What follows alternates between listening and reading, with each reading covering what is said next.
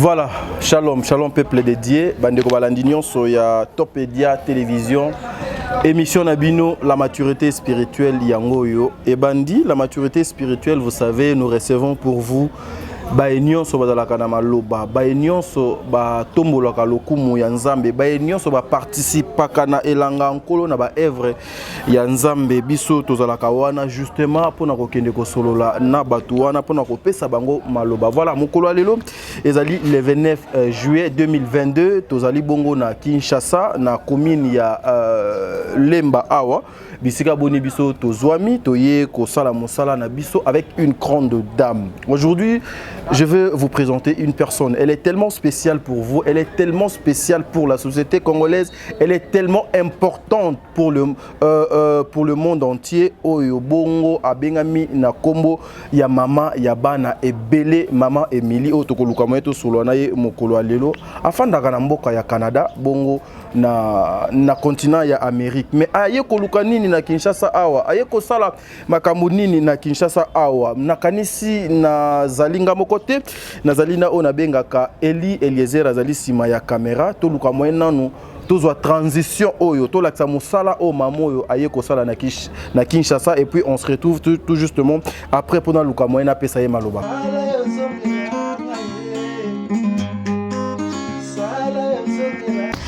Bonjour, bonsoir, selon l'heure à laquelle vous nous suivez, à partir de Ndaku Nabino, téléphone Nabino, partout où vous vous trouvez, partout dans le monde entier en tout cas, c'est bien moi, votre humble servante Gloria Moussambaï, GM, de Babenga, toujours moi c'est Pembe, ah, tout ça, bon, orphelinat Vida, les Aaki Bongo, ouverture, Yako Fungo, la ONG Vida, la représentante Nango légale, Oazarabon, Namikila Poto, maman, Emily 7, Ayaki déjà na Kinshasa, depuis quelques jours, elle est le Aaki Bongo, ouverture, Yako Fungo, la poya ko kata ribbon symbolique aux sala iso la kisa que ONG Vida est commis opérationnel et commis fonctionner commis ko sala normalement.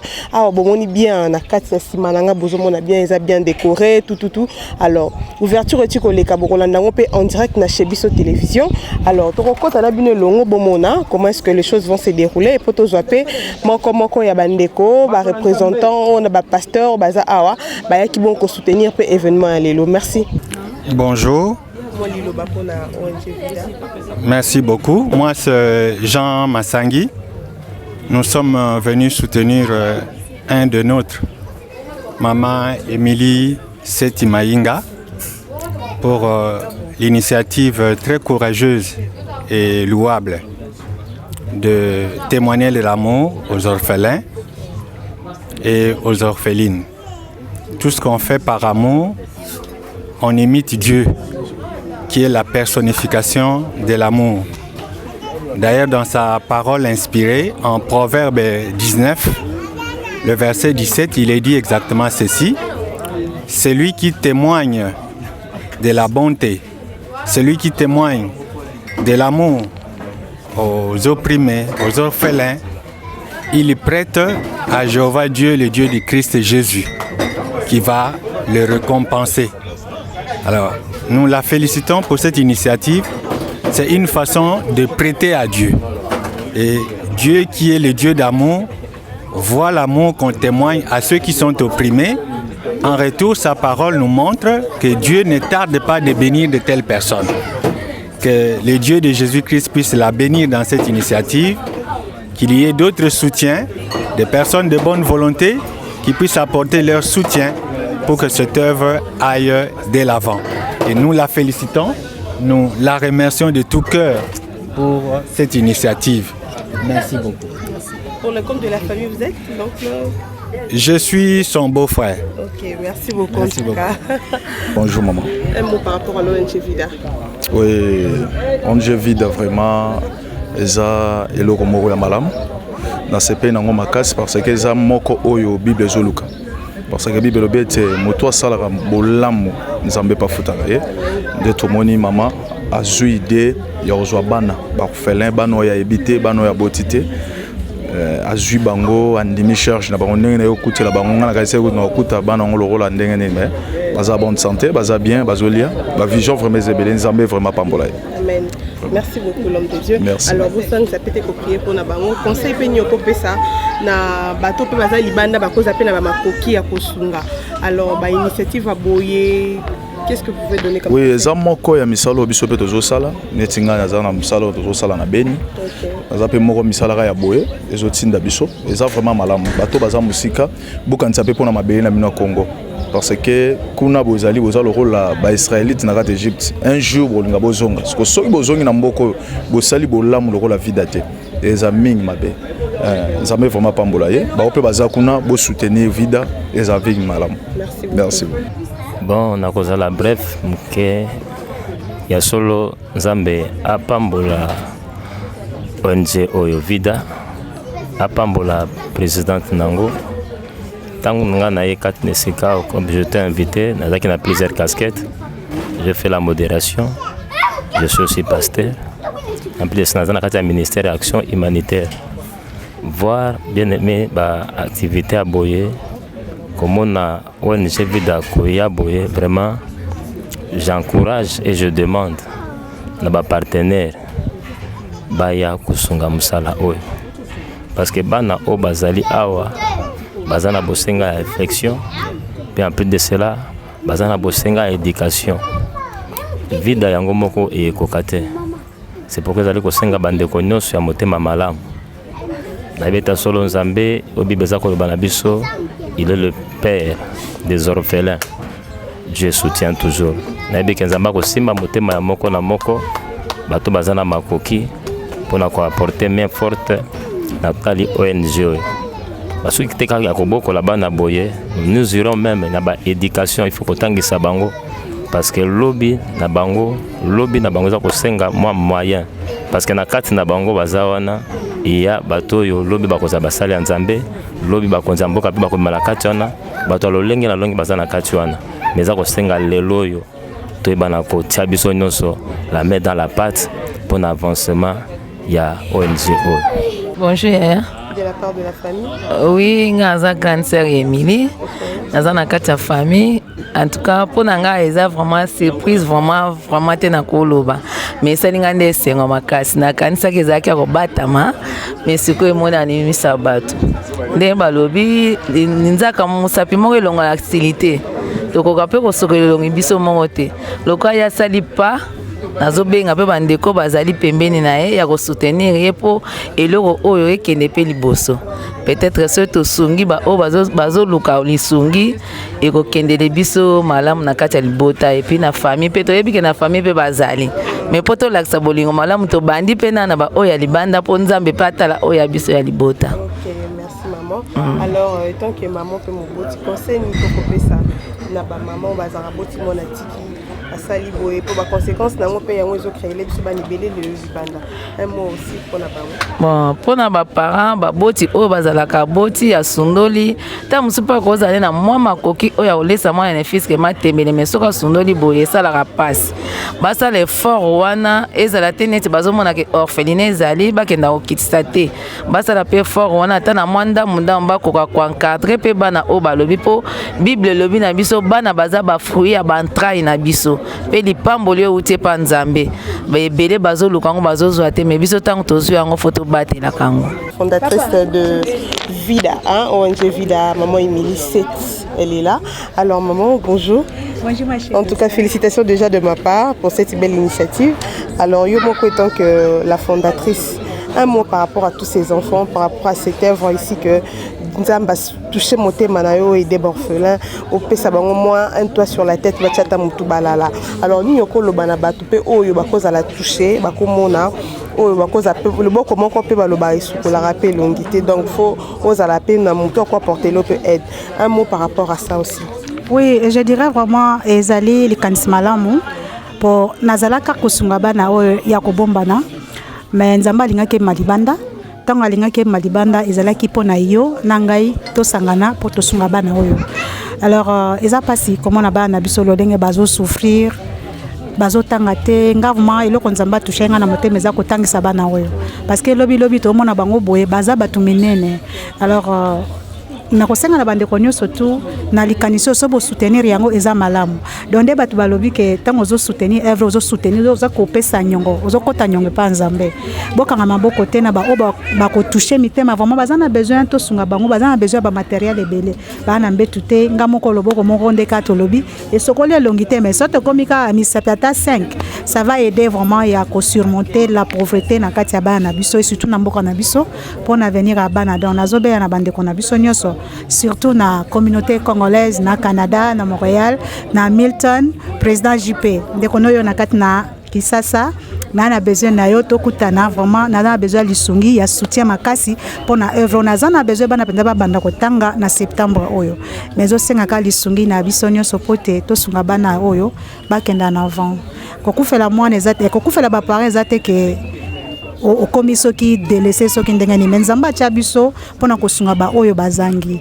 tosoutenir bademenu boya tosangana boza na numéro na ngai ezaka affiché tout le temps ezoleka na émission et nazo répéter liso ezali mpona bandeko bazali na Canada États-Unis ezali 647 533 43 10 647 533 43 10 et mpona bandeko mosusu na bapays mosusu je pense bokotia plus 1 647 533 43 10 oyo tosali oyo lelo oyeba epai wapi euti napesaka mwa likanisi mwa histoire moke ya vie nanga donc nazali mwana moko abotama na ngolu na nzambe et puis esalaka nabundama mingi na vie na ngai kobundama nabundama nakota baprison na assista na mort subite mort moko stratégique ya mwana nanga alors na kopusana na basituation wana nasengaka na nzambe lokola nzambe akangolanga meminga na banzela ebele nayebisaka nzambe ke ifo nasala eloko moko po etouche motema na yo me nayebaka te eloko nifo nasala nakobondela nzambe amemaka ngai na kotala batémoignage ya bana oyo baza kosouffrir na monde na biso nakomaki kokritike nayebaki te ke kotala baposo na biso nde bana baza kosouffrir esalanga mpasi alors nakomaki kokritike na biso bazokritike biso banoir tozalaka bato ya mpasi or leka ezalaka bongo te nzambe na nsima nango ezalaki na histoire moko monene nzambe azalaki kobombelanga amemaki nga kosala na kati na vision mondiale et c'est là que j'avais compris que na monde bana baza ebele bazosouffrir alors komemanga boye nakomaki naposa na adopter mwana moko naposa nakomaki nango nazwaki occasion te parce que nazalaki na makoki te mais nayebisaki nzambe ke ifo na adopter mwana moko fo nazwa mwana moko na bokola epona kaka kopesa yo matoni yango osalelanga na vie mais na volonté ya nzambe c'était pas comme ça un jour nzambe ayebisinga ke non ozokosinquiéter mingi mpona kozwa mwana me ngai nzambe nakopesa yo bana nakopesa yo bana ebele alors kopesa nga bana ebele nayebaki te ezalaki nini ekomaki ke kopesa nga bana ebele ezalaki atalisaki ngai bana moko donc nakangi kaka miso bo namoni bana moko ebele liboso na nga bazalaki na pasi kaka nde nazalaki kotala na publicité du coup nakomprenaki te na jusqu'au mwana moko na simbi boye du coup namoni vie ya mwana na échanger nalatisi ye uniforme na comprendre te alors nakutanaki na ndeko na biso dollar qui est là nabengaki azali mosali na nzambe opriaki na ye nabi tala eloko namoni eza boye nde alobi nanga mase ya nzambe azosenga yo kosunga bakfala alors nayebaki te tokobanda boni ti na ndenge nzambe amemi biso ti tokokutana donc volonté ya nzambe ezalaki abimisa ngo na mokili mpo bato nyonso tu bamona mpona kosunga biso alors tokutanaki na frère nayebisaki tokosolola mais nzambe lokola alingaki amema ngo na mokili aye kosalaka toyo koleka na nzela ya papa chic nde à partir ya papa chic nde tokomi na niveau tokomi nango alors objectif nanga mpenza ezali kosunga bana na biso surtout mpona éducation nzambe abetaki sete éducation ya bana na biso na Congo alors na mitunaki tokosala ndenge nini na nzela papa chic ntango napesi ye baide alobi on peut le faire alors tobandi eloko oyo na niveau tozokende nango enayebi ke nzambe asuscité bato ebele na monde entier nakutani na bato ebele nayebi na bamboka ebele ona nayoka te na vi nanga asuscité bato ebele na mokili batutisami na eloko oyo totelemisi oyo donc yango bomoni ke lelo tozali mpona kofongola yango mpo tokende nango à partir ya lelo ebanda mosala ebanda selon la volonté de Dieu yango ezalaki briefing nanga mpona mosala oyo tobanda te remercier tout particulièrement pour ton affection, pour ton implication personnelle à nos côtés tout au long de la réalisation de ces beaux projets, ainsi que pour ton accueil chaleureux dans ta chère ville de Kinshasa. Mes remerciements vont également à l'endroit de notre vice-présidente, Madame Lydia Seti, Monsieur Zeno Seti, Madame Mado Seti, ainsi que la famille Seti, la famille Koura et la famille Mazangi qui m'ont accompagné tout au long de cette aventure. Mes salutations et remerciements vont également aussi à l'endroit de nos frères et sœurs membres de l'orphelinat Vida qui ont effectué des déplacements pour prendre part à cette cérémonie. J'adresse également mes salutations et mes remerciements à mesdames et messieurs les ambassadeurs ainsi qu'à tous les représentants du gouvernement. Merci de votre présence distinguée et significative qui me va droit au cœur. Mesdames et messieurs, mes frères et sœurs, je suis heureuse de célébrer avec vous l'ouverture d'un centre d'accueil destiné à la prise en charge des enfants en situation difficile. Nos actions et réalisations menées dans les domaines de la santé, de l'éducation et du social convergent donc toutes vers ce même but. Offrir un avenir meilleur à nos enfants. À ma qualité de présidente de cet orphelinat, je suis particulièrement préoccupée par le sort des enfants victimes de traite et d'exploitation. C'est pourquoi la Fondation Vida a décidé de mettre ses moyens pour trouver un centre d'accueil dédié à la prise en charge des enfants victimes d'exploitation. Nous avons choisi la commune de Kisenso pour abriter ce premier centre dédié à cette problématique, car sa situation géographique est une zone sensible en matière de traite et de transfrontalière des enfants. En effet, dans cette partie de ville de Kisenso, de nombreux enfants sont abandonnés et maltraités. Ces situations pénalisent fortement la scolarité et l'éducation de nos enfants et compromettent leur avenir. Ces centres constituent donc une réponse opérationnelle et stratégique à la protection de nos enfants victimes de traite conformément à notre plan d'action. De façon spécifique, le centre d'accueil Vida, assurera à ses pensionnaires un encadrement moral et psychologique adéquat avec des encadreurs spécialisés, des soins de santé et une mise à niveau scolaire. À cet effet, je voudrais remercier chaleureusement tous les donneurs de l'orphelinat Vida, précisément Mamie Malutama, Maman Angélique Elisabeth, Madame Françoise, Madame Liliane Ongenda, Maman Kato Diedos, Madame Nicole Yaki, Berger David et tous les autres, j'en passe. Leur soutien a permis d'assurer une excellente prise en charge de nos enfants et c'est là à saluer et je vous demande de les applaudir plus fort.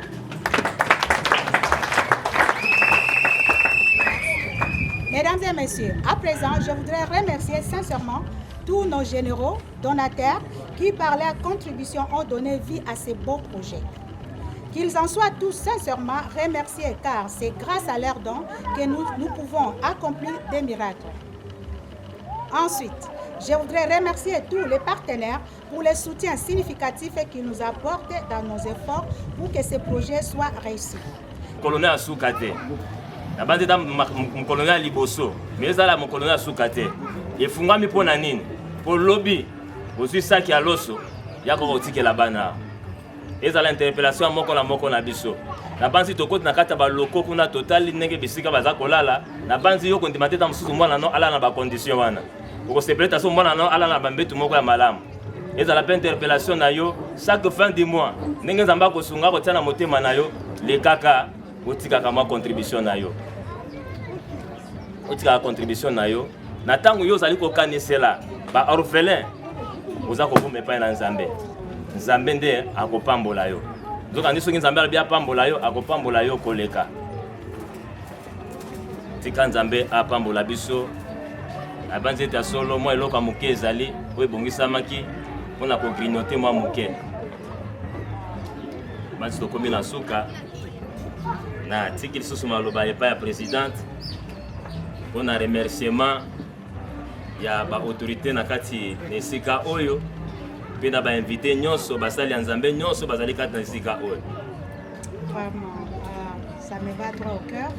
Il y a au moins que botiki ba occupation na bino boye komi pesa na pamboli d'abord Nzambe oyo engagé biso na kati nelanga na ye parce que eza volonté ya nzambe ti tokomi na niveau oyo alobelaki nga nayoki mongongo na ye tozokoba elongo na ye adispose mpe bino mpo bokɔta na kati na likambo oyo amona yeke nga mona okoka te ifalaki babino nyonso tu boyoka ngo mpo tosala mosala elongo vraiment je vous remercie au fond de mon cœur na oyo nyonso bosali na baprésence na bino kati na eloko na esika oyo donc ça me touche vraiment beaucoup nzambe alola amona bino et puis nazopesa message epa bana na biso bakufala na kati na eloko oyo okufela mama eza suka mokili te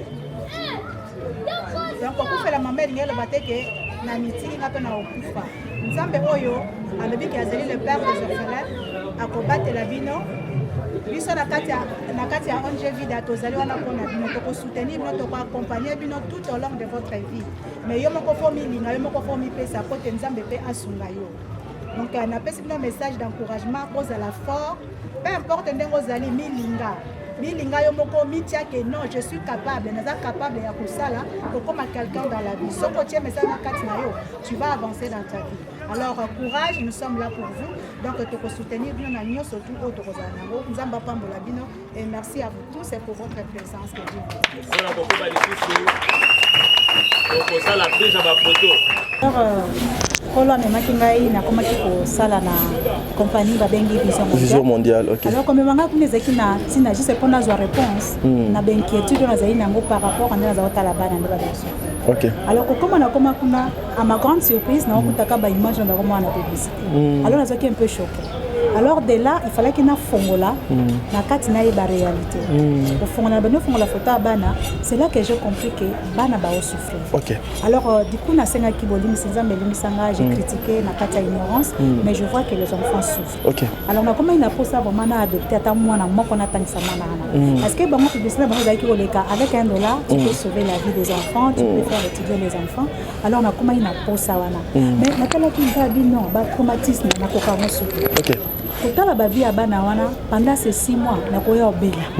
Alors nazanga ki panza mena nzambe fais-moi grâce na koka pour travailler pendant 6 mois te komona ba masolo abo. Et quand nzamba za malama yokelanga contrat na ngesilaki na 2 mois. Alors nazonga ki na ndako kovana na ndako na komaki kozonga natala publicité nazwa numéro pona benga na adopter bana. Eleka pe soute. OK. Tanga zoko leka soute na komaki vraiment na comment vous sentez culpabilité mon kati nanga de déchargement vous aki nango comme un kilo na mutema OK na comme mituna fallait ki kana sala leko fallait na sala comme ko repousser nzambe na bolingo na yoko lobelanga ya bi tu t'inquiètes beaucoup d'avoir un enfant mais tu vas avoir des enfants OK attends na yoki mongo na susu mo wana na ndoto bien na vous non j'étais comme ça assis donc na bana toujours penser na la télévision de ka susu na banika ko na mutema na penser nga bien na sala leko moko ezala te fallait ki na sala mais de là na yoki voir kati nanga elobi nanga na susu muki na talinga za makanisi nanga okwa alors na vandaki kova na vandaki na yebaki te zali pe na bana te non à l'époque nzamba à l'époque to balasika OK à l'époque na zali na bana te mais na pambola nzamba to na ki monga ça c'est la voix de Dieu parce que c'était à l'intérieur de moi na bi OK ça c'est une voix de Dieu alors na bi Seigneur merci pour na bi ko pambola na bana alors comme appelle bitumbe bandaki ko jazemi donc j'ai perdu beaucoup d'enfants maintenant ko tala ngabi ça que zalaki makanisi nanga ezaki nzambe te parce que tant nzamba lobaka ezaka sima maloba pas réaliser voilà alors asala nga grâce naki j'ai perdu na sala ki 4 fausses couches 4e nangai na kobote miraculeusement OK donc na joie qui c'est mais comment peut kobima OK mais par sa grâce tant les obima na kati nzamba formé vie mususu alors ezaki miracle pour nanga OK na kendaki na moni docteur abinanga non le quoi c'est bima nango so compliqué ote to tika yango bima comme ça to kosala ba examen approfondi to ebe loko nizo sala ke ba c'est mieux vanda te OK alors to comment ki boye tant na kendaki na kutana na côté échographie asalinga ba kotinda résultat par docteur la moninga réaction de bosse congratulations na bena pat atuninga félicitations ga binini félicitations ya nini abinanga no oza azem na koma kineti elekelo mayele nanga zemi ndenge ni pendant que nazo perdre mususu zemi yango ekoti ndenge nini de là nzamba sali grâce na boti vida mon esika vida utaki parce que Dieu a donné une vie nesika au vie et bufaki oh là la vie c'est ma première fille que je salue ma belle je t'aime Donc c'est ça, c'est sika vie de Rutaki.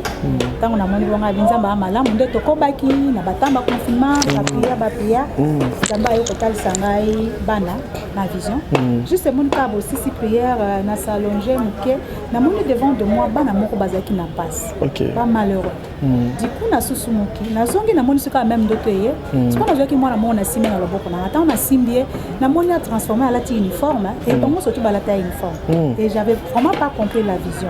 Dena yakobenga ndeko moko Dolin, le frère Dolin que je salue aussi en passant. Dena expliquer qui est loko, ezaki ndoto te ezaki vision. Na milale la iko. Na yeko yebise nda binanga ma sœur. Nzamba azosenga osunga ba kufala otangisa ba. Et de là j'avais compris que c'était le message de Dieu. De cela qui n'a ndeko pas te développer qui yende na bana moko tinga lisungi akende. Apesa na ba ofelina na bana nyoso tona balia. Les sikoyo to bandi na yo kali na ndeko ngadi bon ndenge sali boye na yebite qu'est-ce que je peux faire parce que nzamba sinka na sunga bana kana mboka na biso alors na sali na ndeko bon ngaza musika ngaza musala tant nos vacances na osenga na yo sala ba démarche tuna qu'est-ce qu'on peut faire pour tout ça là orphelinat là on a kutana na ndeko pendant le travail tant que je peux vacances moi bolembu le temps fana na jupeta ya kokutana na kozongela ndeko na ngate alors ya sala kana kotala ba télé na kokutana na papa chic na papa chic na kutana kina yeza kina publicité moko za ikoleka ya kisa boko de na benga kiepo na yango tant na benga po na yango si wana pe na tikala kozwa yango ya kokota masolo to mobeta masolo to développer relation ko solo la ndesi ko masolo oyo ya nino fene yo ko na c'est non banaki nande ko mokota likanisa na ngo bona mba bi maman on peut le faire je peux t'aider donc de là on a commencé ya ko solo la na papa chic na ndenga memele ngo c'est là que j'ai compris nzamba linga ke loko ebima pour mo kingo memona bacha maboko ponga mona ko kate. Est-ce que c'est déjà en vous écoutant vous avez tout dit, vous avez tout expliqué. Qu'est-ce que vous attendez de ce que vous êtes en train de faire? Moi j'attends seulement des récompenses de Dieu. Mais ça n'a pas le côté. Est-ce que ozo salango pour nanine pour na ezala lokola business na yo ou bien ezaka juste pour assister des personnes vulnérables? Loin de moi business nazo pour assister car des personnes vulnérables. Pour le moment, nous avons recommandé tout banana bana. Mais après cela, ebele a aussi les aïna simano. Donc tozo kende naba jeune fille mère, oba botis bango bazangi makoki, toko sunga bango na o toko kinango. Donc pour le moment toza na bongo. Voilà. Vida déjà na moni ndaku na kansi babandeko bazo kotala ndaku ya munene boye sincèrement à Kinshasa ici pour avoir ndaku ya boye ko chabana et tout kolia na bango ba maladie et tout ozo salango yo moko ou bien oza na appui ya batumo boye oyo bazo pesa yo main forte pour mosalo nyonso et lango yo koti oyo za facilité. En tout cas, premièrement, nazo salana ngamoko. Mais naza bandeko, to bengi ba donneur, autant mususu par mois ba groupe so moi 50 mois dit pour na contribuer. Mais je n'ai pas encore de partenaires. Jusque là nazo salana ngamoko, na bandeko na mukena ba bazo sunga wana. Vraiment, est-ce que c'est facile? Il y a que gérer banonion sur automono na personnel c'est facile? Bon, je dirais c'est difficile parce que premièrement on a pas vision na alors j'ai engagé les gens pour travailler na bana. Non so na bango parce que au moins qui na jinda ko na lingi bana na base à la libre to boko la bango lolenge to boko la kuna donc ça juste de to baki to luka batiment bazali bien donc on va se disposer pour na kolinga o bazala motema kolinga lolenge ngai moko nzamba tiena motema nanga kolinga bana na motema moko na musika donc on senga kana bango ba gérer bana bien nzamba ofuta biso. Voilà, merci Bandeko Balandi, émission la maturité spirituelle. Vous savez ici beaucoup plus sur cette émission Tolexakaba Oyo Babazalaka surtout na appel Yankolo ba Oyo Bakendaka pour œuvrer au nom de Dieu. Voilà, cette maman aïe Kinshasa pour comme les autres. Ceux qui aïe Kinshasa au comment na Chetemba mais elle est venue juste à Fandi pour penser à personnes vulnérables. Kolongo Amérique ti awa, je connais combien ça coûte le billet et les séjours.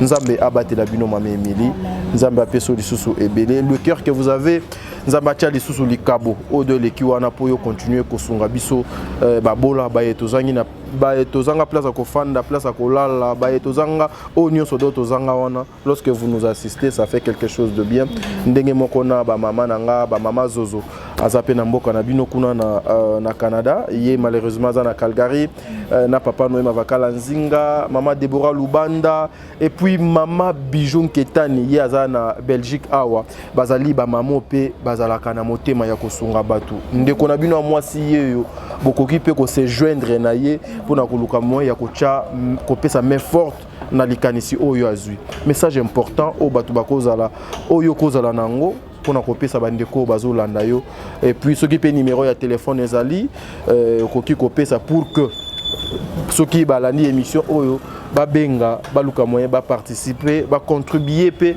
na mosalo ya monene yo ozoko sala Eli okosunga biso au serré maman parce que va pesa message na ye merci.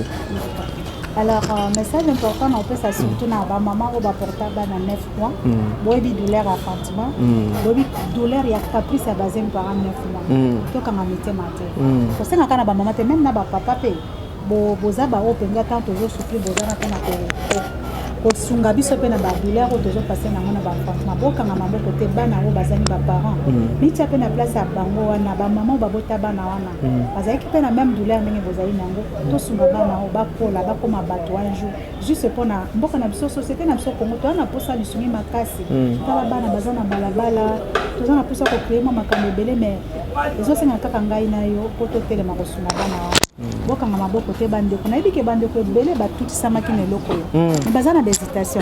Ba koma musu ba benga eloko ngo to omona eza na ngote eza lokuta na na kanza na bilili ba moni esika ba moni le to passer à temps na bana tele na bana bana bazali donc nazo senga na bino bosunga biso et puis na pesa penza na communauté congolaise ya Toronto eza na biso JP vraiment solo yango yo lukaka basi ya makasi batelemaka en tout cas na salipa bandeko nyonso tous bomoni rejoindre ngai naza facile ya ozwanga boyebi déjà numéro mais nazo répéter donc numéro nanga ezali 647 533 43 10 oko bandela ngo maman oui 6 oza pona bandeko à Canada 647 533 43 10 alors pona bandeko mosusu na libanda ezali plus 1 ouais plus 1 ouais oui plus 1 647 533 43 10 donc bosunga biso dans pesa lisungi mbongo na bino bomone sike okende ngai na lobango ta na lobe loko na tongola musapi pour dire que nzambe azata moi na nga azomona motema na nga ngai na kotikala ko yata un ka bana ote le contraire nzambe tiaki nga fardeau po amonaki je suis capable ya kosala musala ya pesi ngai alors boyima te na pia mbongo na bino bokomona sike ezokende donc aussi nangana pesa merci maman qui peut passer nango pour assistance na bino vraiment ça me va droit au cœur. Non, merci. Nous sommes là justement pour vous accompagner, surtout dans ma cambo ezali ya malamu ya malonga. Moi, des fois je suis contre ma maman ya poto. Excusez-moi. Il y a nos consoeurs, nos confrères, musala na bango ezala ko finga. Des choses bizarres, des choses dégueulasses. Mais au comment on a besoin d'un soutien moral, physique, ti na o etali finance. Mais des choses sérieuses comme ça, des choses importantes comme ça, au monde a bazo pesango kaka mo Congo. Kaka mo Congo. Voilà, adresse Angoyo. Orphelinat, eza bajara ba orphelinat obiso to mona te sadi moto 4 5 bana ake na bango na kwemo bwe kwa sala cop na ye. Boya awa na kanisi maman Émilie apesi numéro, je vais parler aussi avec son bureau ce qui va permettre to luka moyen to afficher numéro ana de façon que so moto azana besoin na ye azoyer mbala moko pona ngai pour ceux qui awa na maman Émilie to kutani mbala sima so Jésus Christ a été to kokende lisusu kuna na orphelinat vida pona kokende kosunga bango comme moi aussi j'ai l'habitude okenda kana ba orphelinat pona ko apporter un plus nanga parce que to lia kaka na bango to melaka na bango nzambe abatela bino nzambe a protéger lisusu mama Émilie merci beaucoup Eli to kutani mbala sima allez